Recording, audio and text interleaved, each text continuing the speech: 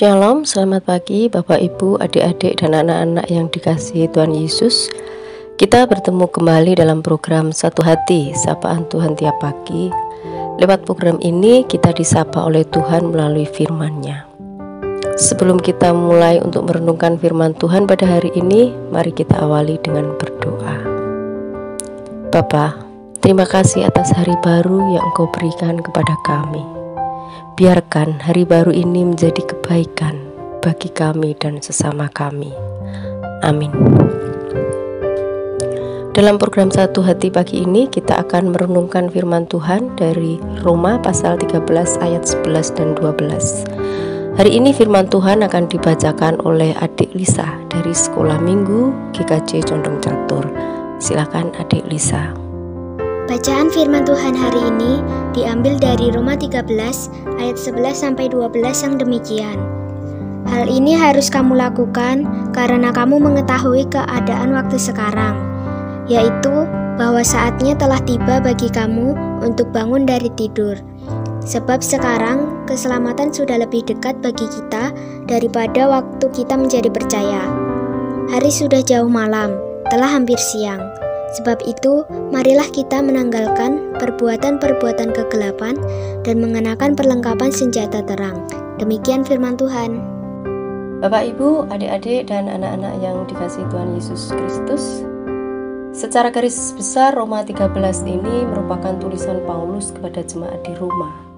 Dalam beberapa sumber, konteks masyarakat saat itu adalah masyarakat yang dipenuhi dengan berbagai tindakan yang cenderung merusak atau bisa dikatakan merugikan, baik merugikan diri si pelaku atau merugikan orang lain, yaitu masyarakat yang dipenuhi dengan kemabuan, percabulan, hawa nafsu, perselisihan, iri hati, dan sebagainya.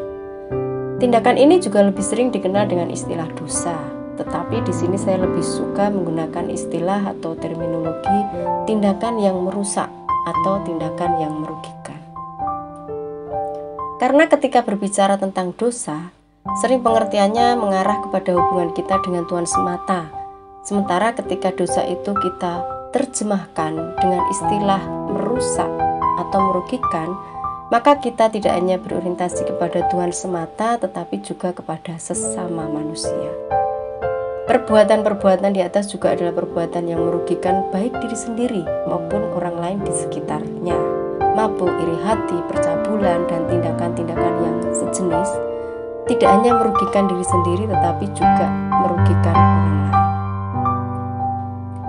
Konteks kehidupan yang seperti inilah yang melatar belakangi tulisan Paulus kepada jemaat di Roma seperti yang tertulis dalam Roma 13 secara keseluruhan.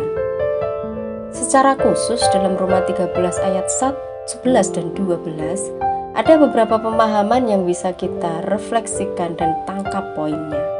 Beberapa poin tersebut adalah pertama, adanya proses perubahan dari tidur menjadi bangun. Dalam hal ini bisa merefleksikan adanya proses kesadaran.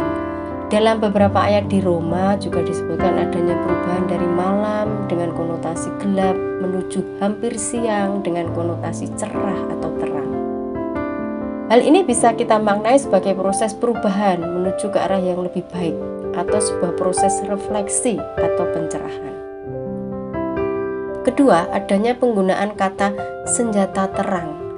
Dalam kata-kata ini ada makna yang berkonotasi dekat dengan peperangan, di mana meskipun kita tidak menjadi pelaku tindakan-tindakan di atas atau mungkin bahkan kita membencinya, tetapi kita tidak boleh diam saja. Kita membencinya, tapi kita tidak melakukan apapun. Jadi ini merupakan ajakan untuk perhatian terhadap tindakan-tindakan tersebut dan tidak diam saja. Ketiga, nasihat Paulus ini ditempatkan dalam konteks waktu penantian akan Tuhan. Tema ini cukup sering muncul dan sering dibahas, misalnya terkait dengan kiamat. Apa yang harus dilakukan anak Tuhan dalam menanti-nantikan Tuhan? Menurut dari nasihat Paulus di atas, maka tugas kita adalah senantiasa melakukan refleksi dan selalu sadar untuk melakukan perubahan ke arah yang lebih baik dalam kehidupan kita sebagai anak Tuhan. Dan ini dilakukan dalam setiap waktu dari kehidupan kita karena penantian itu terjadi di sepanjang hidup kita. Kasus-kasus yang disebutkan di atas tidak selalu relevan dengan kehidupan kita. Ketika memang kita tidak hidup di masyarakat yang penuh percabulan, penuh iri hati, kemabuan. Namun kita bisa merefleksikan dalam kehidupan kita dengan kasus-kasus lain yang juga bersifat merusak dan merugikan kehidupan kebersamaan kita. Contohnya misalnya diskriminasi, kekerasan, ketidakjujuran, konflik, dan masih banyak lagi. Peristiwa-peristiwa ini juga menjadi sumber kerusakan dan kerugian bagi diri sendiri dan sesama. Untuk itu dalam menantikan Tuhan, yang itu berarti adalah sepanjang waktu kita diharapkan untuk bisa senantiasa sadar, melakukan refleksi, melakukan perubahan, peduli terhadap hal-hal yang merugikan dan merusak diri sendiri dan sesama kita.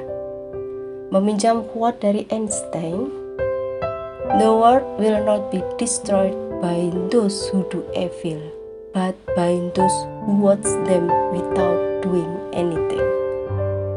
Semoga kita dimampukan menjadi laskar Kristus yang memerangi diskriminasi, kekerasan, ketidakjujuran, konflik, dan tindakan tidak manusiawi. Amin. Marilah kita tutup renungan pada pagi hari ini dengan doa yang diajarkan oleh Tuhan Yesus Kristus. Bapa kami yang di surga, dikuduskanlah namamu, datanglah kerajaan-Mu, jadilah kehendak-Mu di bumi seperti di surga. Berikanlah kami pada hari ini makanan kami yang secukupnya, dan ampunilah kami akan kesalahan kami, seperti kami juga mengampuni orang yang bersalah kepada kami. Dan janganlah membawa kami ke dalam pencobaan, tetapi lepaskanlah kami daripada yang jahat. Karena Engkaulah yang mempunyai kerajaan dan kuasa dan kemuliaan sampai selama-lamanya. Amin.